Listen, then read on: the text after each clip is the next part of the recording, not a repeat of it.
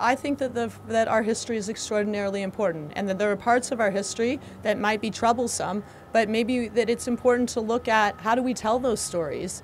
And so I think that you can't generalize. I think you need to look at example by example. And as Minister responsible for Parks Canada and also Historic Sites and Monument Board, I've tasked them to look at how do you have a thoughtful way with addressing concerns with certain people in our history.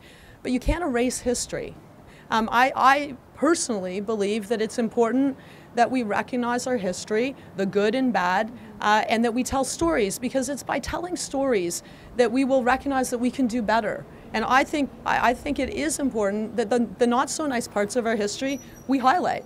But you can't erase history, and so I think that, you know, there are some cases where you need to work with communities, and we've done that through the Historic Sites and Monument Boards to look at how you recognize and potentially include two names with sites where you might recognize the, a particular part of a history and also the Indigenous connection.